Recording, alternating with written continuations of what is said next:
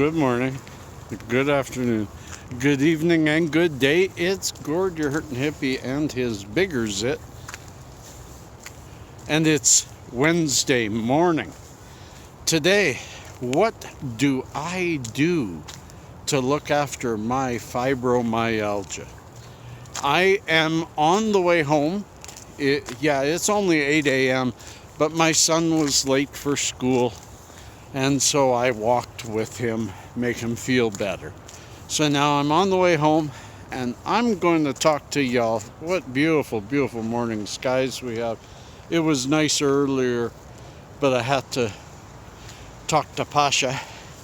So I will catch you guys in about 10 minutes. For you, it'll be 1 second. And now I'm home. That was a split second for you, but it was a kilometer for me. Friends, happy hump day. I hope you're well. I hope this finds you well, and if it doesn't, I hope it finds you high so you can get over being unwell. Friends, I'm just catching my breath. I just finished walking probably about 2.5 kilometers at a fairly brisk pace. My son slept in and he wanted his daddy to take him to school. And that means more to me than it normally does, and it normally means a lot to me. But just this week, Pasha started walking himself both to school and home. He is so proud of himself being a big boy and having time to himself. But they slept in this morning, and being rushed, he felt better having me with him. So ask and he shall receive. My friends, this one is brought to you by Rob78. Used to be I forget what your tag was, but you collect a lot of collectible toys, and I think it's kind of cool.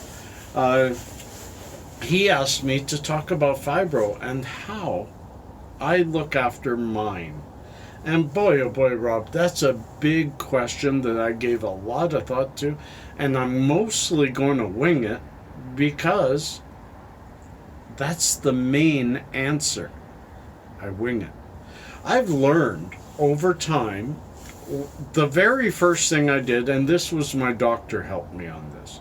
The first thing I did was I got a notebook, a booklet, and I put a page for chest, for gut, for bowel issues, for legs, for feet, for hands, for neck, wherever I had concentrated pain or had remembered pain or whatever, and I could always write a new category as I went along. And as I felt my pains, I would write them down in the appropriate category, how it feels, when I'm feeling it, what did I just eat. It takes a while. You need to learn how your own body is reacting to stimuli around you. I am a full believer that, and there's a very strong contingent of doctors who believe this, who are going down the rabbit hole, trying to test, trying to prove it, that the pains we feel in fibro are either misrouted information, pain from one certain area being misrouted to a different, or they're not even pains, they're just being misunderstood.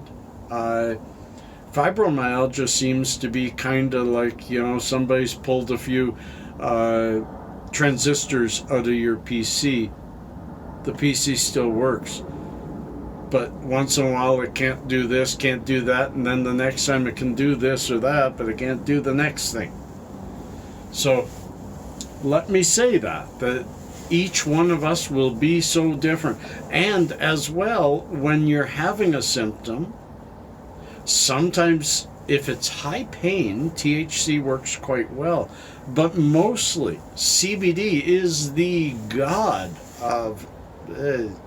CBD is the fixer that I have found for fibromyalgia. Because most of the pains that I'm getting are swelling around the joints, swelling in the chest, swelling in the stomach, causing upsetedness, gut issues, inflammation. CBD is one of the best anti-inflammatories around, and you can take extra and it doesn't hurt you any other way. So I wake up every morning to a 10 milligram CBD pill.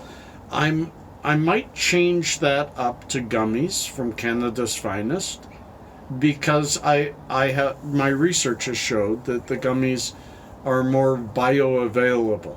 You get, if it's a 10 milligram gummy, you're probably getting 6 or 7 milligrams into your system through sublingual methods.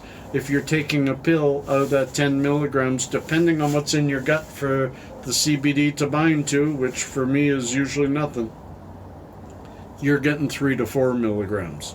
So bioavailability is a very important feature. Make sure you're getting enough of it. But remember, with CBD, as you progress, as you take it on a daily basis, unlike THC, which you build a tolerance for it and you need more, with CBD, you build a tolerance against it and you need less. It works more efficiently when there's already CBD in your system. So I take that in the morning and it helps. Right now I've got really sore lower back, but I usually don't walk like this in the morning.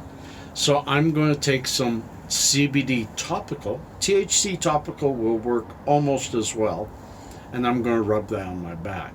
I used to have CBD patches, transdermal patches, and those were incredible for huge flare-ups. But that's my normal course of action. CBD in the morning, some more CBD throughout the day by gummies. Sometimes I cut it down on that because CBD is expensive. A little bit of THC in the morning for the mood issues. Fibromyalgia really affects your mood. Sometimes THC is needed, but I microdose my THC, and this is something new for me.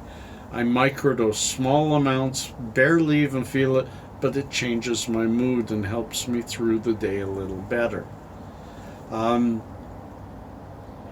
Most flare-ups, I should mention, I have 2, sometimes 3 baths a day. Sometimes with Epsom salts, sometimes with just some nice smells, sometimes just the water, but nice hot water and a good 20-25 minutes soak. It helps the body. It helps you much better. And before bed, I try to at least have an hour or more without any electronics so that I can clear up my mind, and then I go to bed. And I forgot one other thing. 2 to 4 times a day I meditate. Meditation is an absolutely wonderful tool for relaxing the body and letting the body take over, letting the mind and gut take over and start working on the issues, as well as a good way to tell Dave to F off. You know what I mean? Jelly bean. My friends, I hope I've covered enough. I know I will talk more about this as time goes on, but you know what time it is.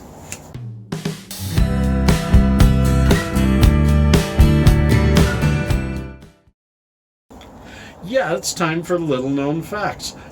Would you believe somebody in BitChute commented a grammar issue with that title because it should be little-known facts? I have to say, friends, don't pull the grammar Nazi on me because I don't care. If you don't like the way I spell it, don't look at it. And I'm serious about that. This world is too big with enough issues out there that we do not have to pick on each other for our use of a language that is forever bastardized by millennials anyway. So who cares about grammar? My grammar is passed away. You know? Anyways, before the term bloopers was coined, outtakes were called boners. Politically correct society, you can't say boners anymore. Baked beans are actually not baked, they are stewed. And Rowan Atkinson, also known as Mr. Bean, is the voice of Zazu in The Lion King. Friends, I hope you enjoyed that. I've got many more where that comes from, and much cheers, much love, much peace, much harmony. I hope the day finds you well. Peace.